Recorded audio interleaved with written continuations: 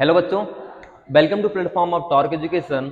और हम board exam को ध्यान में रखते हुए आज हम बात करेंगे अलजेब्रा के सबसे इंपॉर्टेंट टॉपिक क्वाड्रेटिक इक्वेशन के बारे में। किसके बारे में बात करेंगे? क्वाड्रेटिक इक्वेशन, जो क्लास 10 में चैप्टर नंबर 4 है।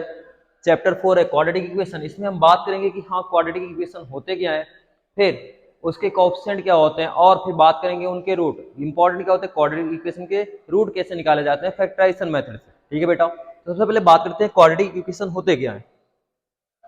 अगर हम क्वाड्रेटिक इक्वेशन बात करें, जैसे लिखा गया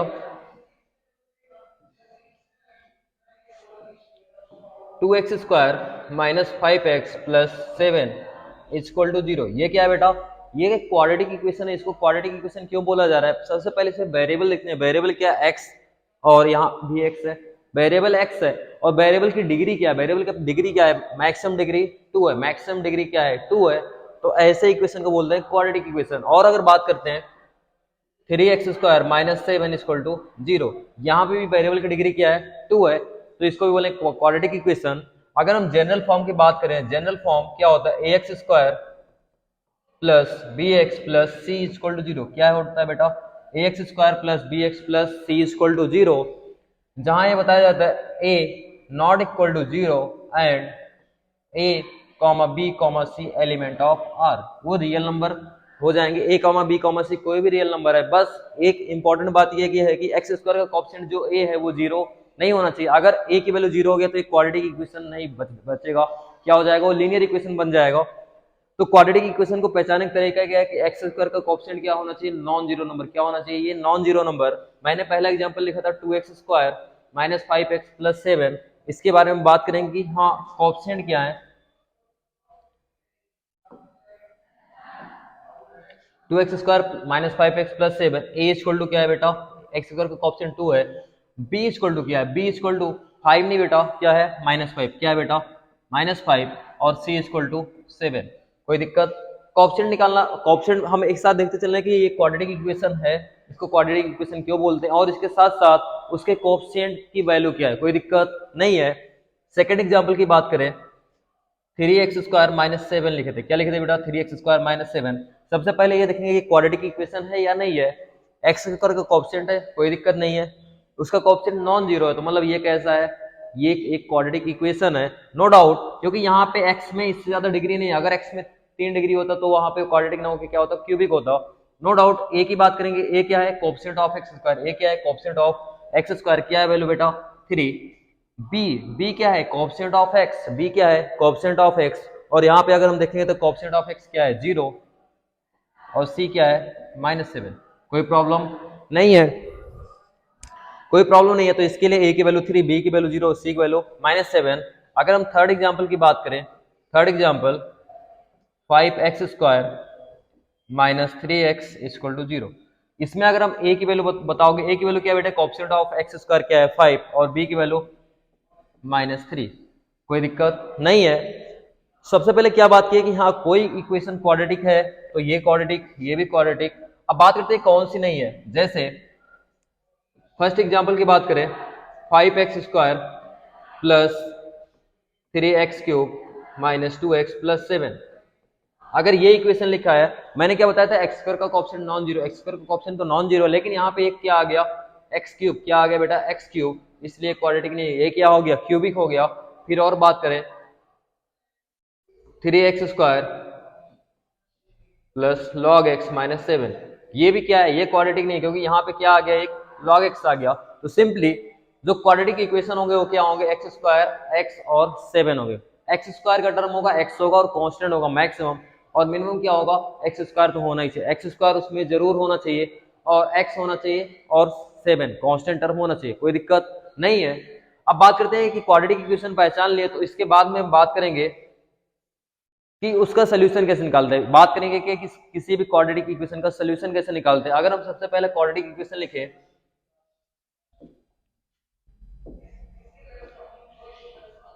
x square minus 5x plus 6 equal to 0।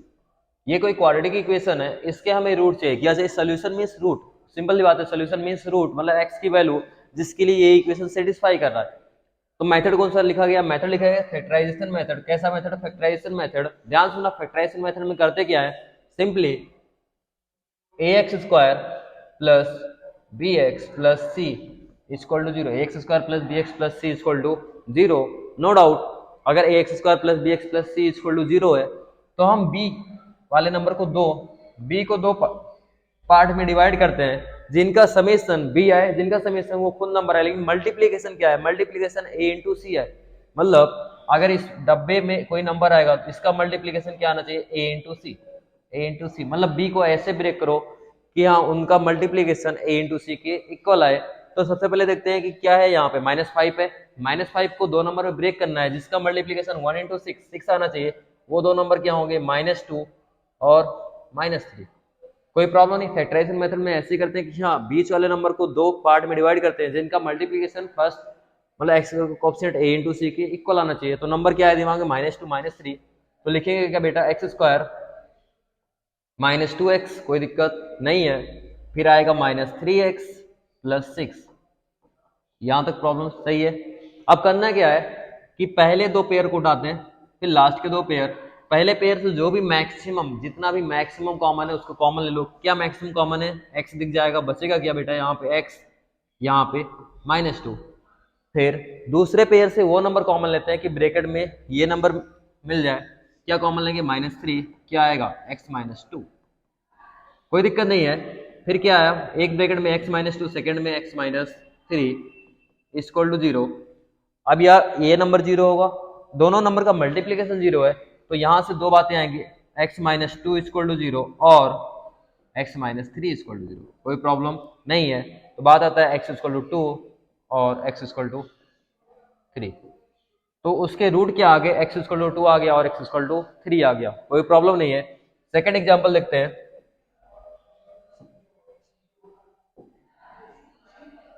अगर कोई सेकंड एग्जांपल है, बात करते हैं 2x square plus 3x plus 1 equal to 0।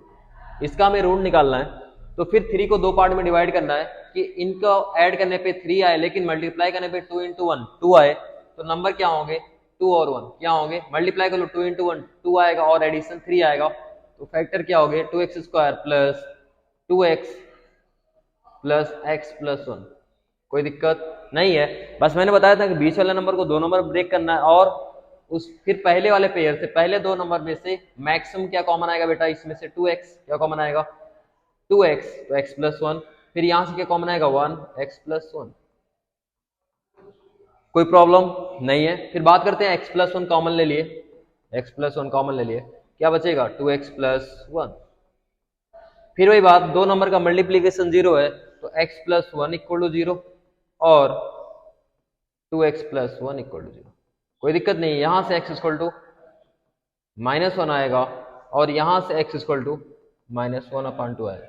तो रूट आगे इसके दो रूट आगे, x इक्वल टू -1 और x इक्वल टू -1/2। तो ये मैंने बताया कि आप फैक्टराइजेशन मेथड से कैसे हम रूट निकालते हैं किसी वैल्यू के लिए, इसके लिए और इसके लिए, कि आप फैक्टराइजेशन मेथड से रूट आगे। अगर हम बात करते हैं कोई ऐसा लिखा जाए, दोनों एग्जाम्पल नोट हो गए, फिर देखना आराम से।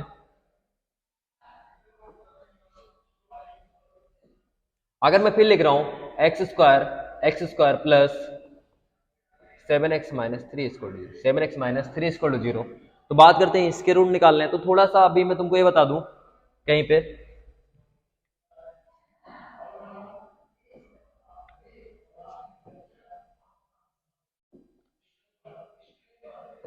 X square plus b x plus c equal to 0। इसके लिए डिस्क्रिमिनेंट की वैल्यू क्या होती है बेटा, D equal to b square minus 4ac, D equal to b square minus 4ac। ये भी आएगा नेक्स्ट टॉपिक में, नेचर ऑफ रूट निकालते हैं तो बताते हैं कि उसके क्वाड्रेटिक के रूट कैसे होंगे। लेकिन अभी भी हमें थोड़ा सा काम है कि जैसे कोई क्वाड्रेटिक इक्वेशन देगा उसके रूट पूछेगा, तो क्वाड्रेटिक इक्वेशन के रूट कब पॉसिबल होंगे, अगर जो रूट पॉसिबल कब होंगे, जो रूट पॉसिबल होंगे वो कब होंगे, जब डी ग्रेटर देन और इक्वल टू 0। ये सिंपल सी बात है कि डी की वैल्यू क्या, बी स्क्वायर माइनस 4ac। अभी ये नेक्स्ट टॉपिक में आएगा नेचर ऑफ रूट। लेकिन अभी बता दें कि डी ग्रेटर देन और इक्वल टू 0, डी 0 से बड़ा हो या इक्वल टू 0, तब इसके रूट पॉसिबल होंगे। अगर डी नेगेटिव आएगा तो रूट पॉसिबल नहीं होंगे।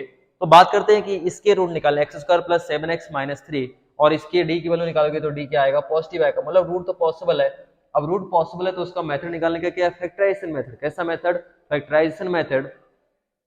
लेकिन यहाँ पे क्या तुम्हारे माइंड में दो नंबर ऐसे आ जा रहे हैं जिनका मल्टीप्लीकेशन -3 है और एडिशन 7 है। एक मिनट ध्यान से सोचते हैं, ये तो बताएगा फैक्टराइजेशन मेथड में कि यहाँ एक्स एक ऑप्शन के नंबर को दो नंबर में ब्रेक करना है, ये इनका एडिशन वो खुद हो जाए, फिर मल्टीप्लीकेशन a इंटू सी के इक्वल हो जाए। लेकिन शायद ये तो मैंने बता दिया, कंफर्म कर दिया कि यहाँ से कि अगर d की वैल्यू 0 से बड़ा है, मतलब पॉजिटिव है या इक्वल टू 0, तो उसके रूट पॉसिबल हैं। तो इसके रूट निकालना है अभी फैक्टराइजेशन मेथड से। तो क्या यहाँ पे डी पॉजिटिव तो रूट तो आएगा, नो डाउट रूट आएगा, लेकिन क्या इसको फैक्टराइजेशन मेथड से कर पाना पॉसिबल है? क्योंकि हमारे माइंड में वो दो नंबर नहीं आ रहे हैं जिनका मल्टीप्लीकेशन -3 और एडिशन 7 है। ऐसे काम के लिए हम यूज करते हैं, सुंदर है ना, सीधा 4 मेथड। क्या है वो method? ax² plus b x plus c equal to 0। अगर ऐसा है और हमें हमारे माइंड में वो दो नंबर नहीं आ रहा, अगर बाई चांस दो नंबर नहीं आ रहे, तो एक्स इक्वल टू जो डायरेक्ट रूट होता है -b plus minus under root b² -4ac upon 2a, ये रूट की वैल्यू होती है। अगर हमें डायरेक्ट वो दो नंबर नहीं हो रहे, फैक्टराइजेशन नहीं हो पा रहा है, तो x की वैल्यू क्या होगा? -b plus minus under root b² -4ac upon 2a। कोई दिक्कत नहीं है। तो अगर हम यहाँ से रूट निकालना चाहेंगे तो x इक्वल टू क्या हो जाएगा? -b, अगर abc की वैल्यू, a की वैल्यू, b की वैल्यू क्या है? 7, तो -7 plus minus b² mean 7², 4, a की वैल्यू 1, c की वैल्यू -3 अपॉन 2 इंटू 1। कोई प्रॉब्लम नहीं है। x equal to -7 plus minus under root 49 plus 12 upon 2। x equal to क्या आ जाएगा बेटा? x equal to -7 plus minus 49 plus 12 root 61 upon 2। तो इसके दो रूट आ जाएंगे, एक प्लस साइन लेने पे और एक माइनस साइन लेने पे।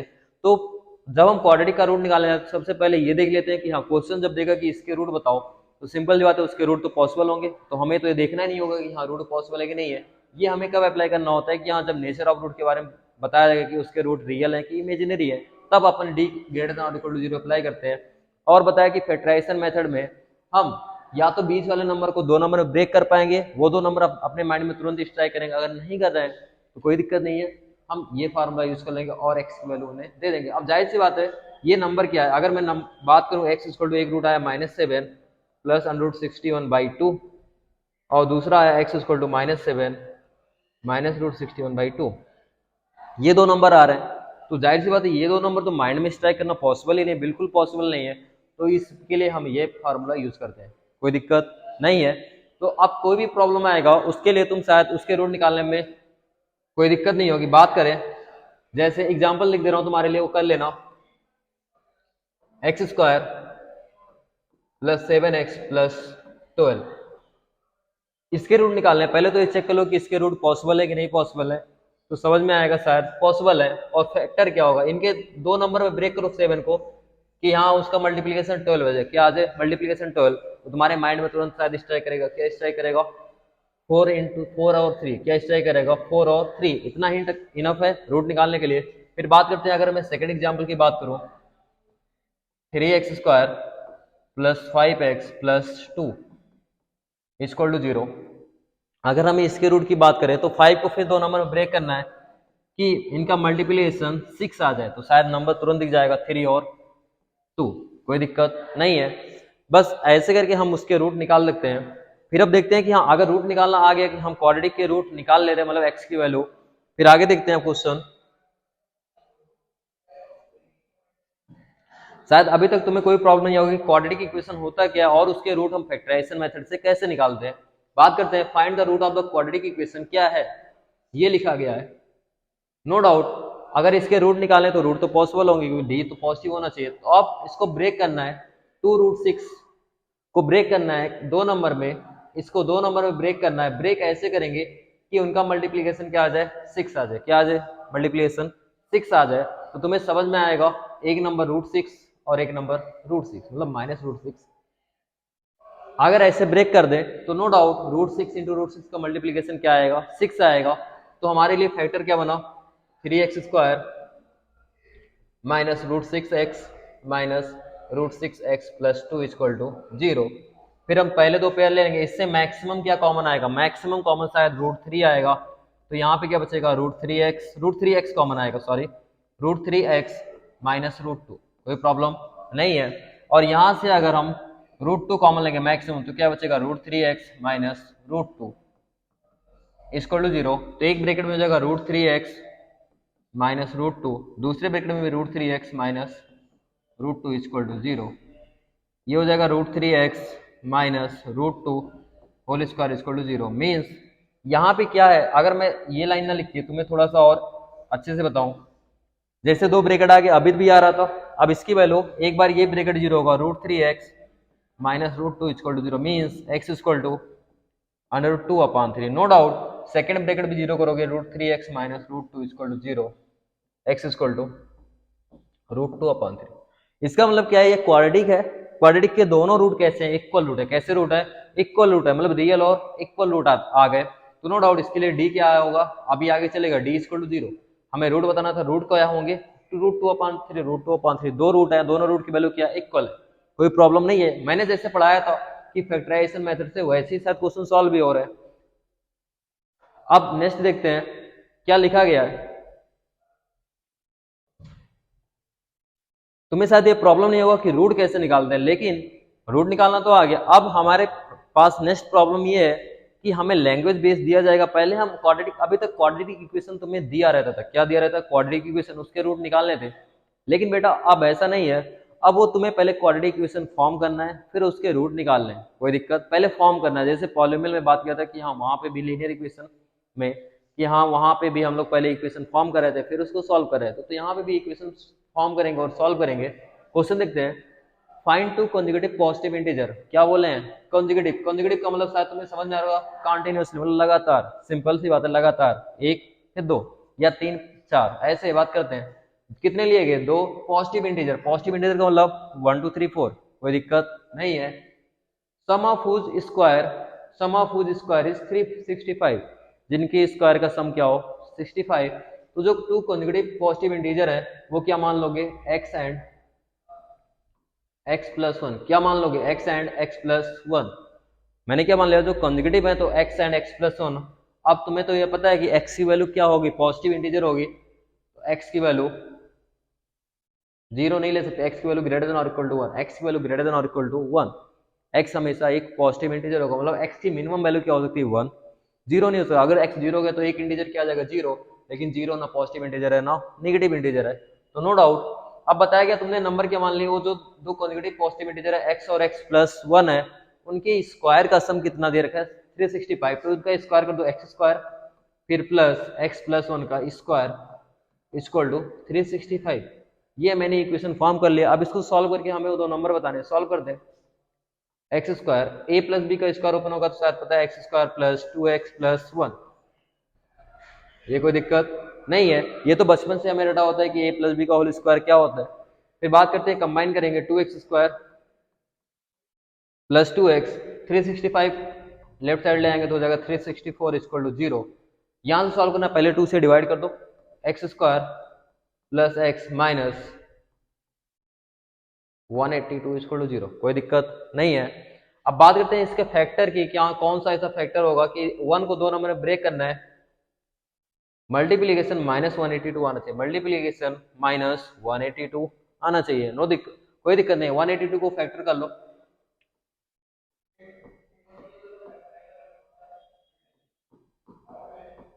क्या आया 14 और 13, क्या है बेटा, देखा मैंने कैसे किया, 2 से पहले डिवाइड किया 91, 7 से किया 13, तो हमें तुरंत दिख गया एक 14 और एक 13। अगर डायरेक्ट नहीं दिख रहा है तो ऐसे मेथड से हम करके कर सकते हैं। तो एक नंबर आया 14 और दूसरा नंबर -13, क्यों 14 और -13 का समेशन क्या आएगा 1 आएगा और मल्टीप्लीकेशन -182 आएगा। तो no doubt x square plus 14x minus 13x minus 182 equal to 0। इसके बाद पहले से कॉमन आएगा, x कॉमन आएगा तो क्या बचेगा x प्लस 14, नो डाउट। दूसरे से -13 कॉमन आएगा तो क्या बचेगा x प्लस 14।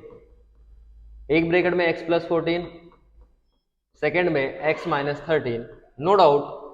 एक बार x प्लस 14 जीरो होगा, x प्लस 14 जीरो और x माइनस 13 इक्वल टू 0, कोई दिक्कत नहीं है। यहां से x की वैल्यू क्या आएगी -14 और यहां से x की वैल्यू 13। अब x की कितनी वैल्यू आ गई बेटा, दो वैल्यू आ गई। तुम पहले ही बता रखे हो x की वैल्यू मिनिमम क्या ले सकते हैं 1, तो ये वाली वैल्यू पॉसिबल नहीं है, x की वैल्यू -14 नहीं होगा। एक्स क्या लेंगे आंसर में 13। तो जो अपने नंबर आए, जो नंबर की बात कर रहा था, पहला नंबर क्या आएगा एक्स मतलब 13, दूसरा नंबर 13 और 1 14। जिस नंबर की वैल्यू पूछ रहा था वो नंबर क्या है 13 और 14। शायद कोई प्रॉब्लम नहीं आया होगा। जैसा क्वेश्चन ने लैंग्वेज में बोल रखा था उसको मैंने इक्वेशन में फॉर्म कर दिया और फिर क्वाड्रेटिक से सॉल्व करके आंसर ले आया, कोई दिक्कत नहीं है। फिर नेक्स्ट क्वेश्चन देखते हैं उसमें क्या कह रखा है।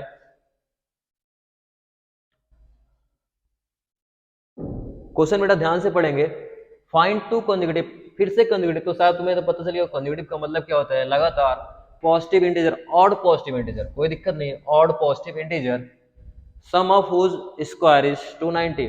ऑड पॉजिटिव इंटीजर, तो अगर मैं फर्स्ट इंटीजर की बात करूं, जो भी इंटीजर है फर्स्ट इंटीजर एक्स मान लिया, क्या मान लिया एक्स मान लिया, तो सेकंड ऑड पॉजिटिव मतलब ऑड नंबर कब आते हैं, एक गैप के बाद में आएगा, फर्स्ट आएगा फिर एक गैप आएगा तो आएगा। तो अगर मैंने फर्स्ट एक्स मान लिया तो जो सेकंड होगा वो क्या होगा एक्स प्लस 2 होगा इस बार, कोई दिक्कत नहीं है। और x की जो मिनिमम वैल्यू पॉसिबल है ऑड पॉजिटिव इंटीजर, तो शायद इस बार भी x की मिनिमम वैल्यू क्या पॉसिबल है ग्रेटर देन 1, मतलब मिनिमम वैल्यू 1 से तो कम नहीं ले सकते, क्योंकि अगर x की वैल्यू 0 ले ले तो ये पॉजिटिव इंटीजर नहीं बचेगा। अब x की वैल्यू 1 से तो बड़ी होगी, कोई दिक्कत नहीं है। अपने पास नंबर क्या है, एक नंबर मैंने x मान लिया, दूसरा नंबर x प्लस 2, ऑटोमेटिकली वो लेना ही पड़ेगा क्योंकि बोले थे कॉन्जुगेटिव होना चाहिए और ऑड होने चाहिए, तो एक गैप के बाद में दूसरा नंबर आएगा। फिर क्या रखा है, फिर क्या रखे सम ऑफ हुज स्क्वायर, उनके स्क्वायर का सम क्या है 290। फिर वही question x square plus x plus 2 का स्क्वायर इक्वल टू 290। अब शायद ये क्वेश्चन अभी भी सॉल्व करके आए कि यहाँ पे a प्लस बी का होल स्क्वायर ओपन करेंगे और सॉल्व करेंगे, फिर x की वो वाली वैल्यू लेंगे जो इस इनइक्वालिटी को, मतलब x की वैल्यू एक से बड़ी वाली लेंगे, कोई दिक्कत नहीं है, नेगेटिव आएगा तो उसको बिल्कुल हटा देंगे। तो शायद ये प्रॉब्लम तुझे सॉल्व हो जाएगा, ट्राई करना। ये लास्ट में आंसर क्या रहा है, इसका आंसर जरूर कमेंट बॉक्स में लिख देना कि हाँ आंसर क्या रहा है, ठीक है बेटा। नेक्स्ट क्वेश्चन की बात करते हैं। ट्रेन चला रहे हैं, अ train travel 360 kilometre at a uniform speed, कोई दिक्कत नहीं है, कोई एक ट्रेन है वो यहां से चलना स्टार्ट करता है, ट्रेन है ठीक है कोई दिक्कत नहीं है, अपन कोई गाड़ी मान लेते हैं, ये यहां से कांस्टेंट स्पीड से चलना स्टार्ट करता है और यहां तक पहुंच जाता है, कोई दिक्कत नहीं है। जो इसने डिस्टेंस कवर किया वो कितना मेंशन है 360 किलोमीटर, कितना किलोमीटर 360 किलोमीटर, और इसकी जो स्पीड है उसको मान लिया b है, कांस्टेंट स्पीड b है। तो नो डाउट अगर एक ट्रेन कितना 360 किलोमीटर ट्रेवल कर रहा है एक यूनिफॉर्म स्पीड से, मतलब स्पीड उसका चेंज नहीं हो रहा, मतलब उसको एक्सीलरेट नहीं किया जा रहा है, तो इसके बाद में इसमें क्या निकालते हैं टाइम, जो भी टाइम लगा t1, टाइम t1 लगेगा, टाइम कितना लगेगा इस डिस्टेंस अपान वेलोसिटी 360 अपान b, ये इक्वेशन 1 हो गया। फिर बता रहे हैं कि हाँ t1 टाइम कितना लगा 360 अपान b, फिर कह रहे हैं if speed had been 5 kilometre more, अगर बताया गया कि हाँ स्पीड उसकी 5 किलोमीटर ज्यादा कर दिया, 5 पहले कुछ स्पीड रहा, अब स्पीड बढ़ा दिया गया, क्या कर दिया गया बेटा स्पीड बढ़ा दिया गया, तो 1 घंटे कम टाइम लग रहा है, कोई दिक्कत नहीं, 1 our less of the same journey, अगर फिर उसको चलाया जाए, लेकिन सेकंड केस ये है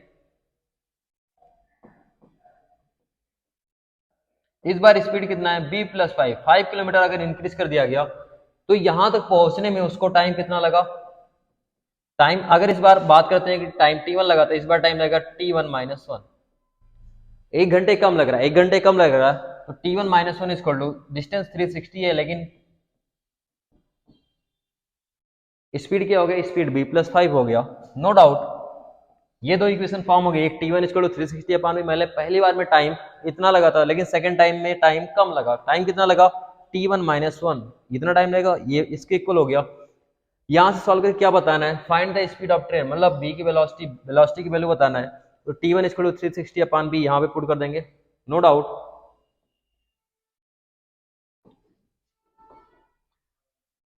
फ्रॉम इक्वेशन 1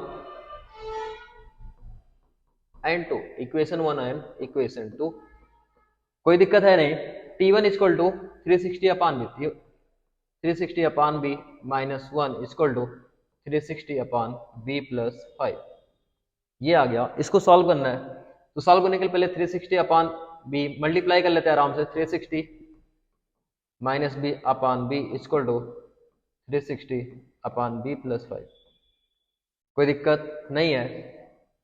या फिर थोड़ा सा और इजी कर लेते हैं, 360 अपॉन बी, ऐसे रहने ये टर्म इधर ले आए 360 upon b plus 5 equal to 1। अब थोड़ा सा एलसीएम लेते हैं। एलसीएम क्या आएगा इसका, बी प्लस 5, नो डाउट 360 ऊपर से कॉमन आ गया, ब्रैकेट में क्या बचा b plus 5 minus b equal to 1। थोड़ा सा कैलकुलेशन करते टाइम हमें ध्यान देना पड़ेगा, कैलकुलेशन इजी हो जाए। क्या हो जाए बेटा, इजी हो जाए। अब b minus b cancel out, ये हो जाएगा b plus 5 equal to 360 into 5। कोई दिक्कत नहीं है। क्वाड्रेटिक इक्वेशन क्या बन जाएगा तुम्हारा, क्वाड्रेटिक इक्वेशन बनेगा b square plus 5b minus 360 into 5। ये क्वाड्रेटिक इक्वेशन सॉल्व कर लेना और सॉल्व करके हमें क्या देना है, उसकी वेलोसिटी बताना है। वेलोसिटी बताना है 360 इंटू 5। तो शायद मैंने पहले बताया कि उसकी स्पीड कितना था, b मान लिया, कुछ ना कुछ तो स्पीड मानना पड़ेगा कि हाँ पहली बार में स्पीड इतना है तो टाइम कितना लगेगा, total distance upon total velocity, distance equal आ गया। फिर अगर स्पीड बढ़ा दिया गया तो नो डाउट स्पीड बढ़ा जाएगा तो टाइम तो कम लगेगा ही लगेगा, जाहिर सी बात, स्पीड बढ़ा लोगे तो टाइम कम लगेगा। टाइम कितना लगा t1 माइनस 1, एक घंटे कम लगा तो t1 पहले लगा तब t1 minus 1 equal to 360 upon b plus 5। हमें निकालना क्या है, ट्रेन की स्पीड, तो हम कोई दिक्कत नहीं है, स्पीड निकालने के लिए t1 और t1 यहाँ से वैल्यू यहाँ पे पुट कर दिया। फिर ये कैलकुलेशन थोड़ा सा ध्यान रखना कि कैलकुलेशन कैसे किया गया। क्वाड्रेटिक इक्वेशन बन गया, मेरा काम था क्वाड्रेटिक इक्वेशन फॉर्म करना और तुमको क्वाड्रेटिक इक्वेशन सॉल्व करना मैंने सिखा रखा है कि कैसे सॉल्व करते हैं। तो नो डाउट यहाँ से सॉल्व करके बी की वेलोसिटी निकाल लेना है, कोई दिक्कत नहीं है। इसका भी आंसर कमेंट बॉक्स में जरूर लिख देना लास्ट में।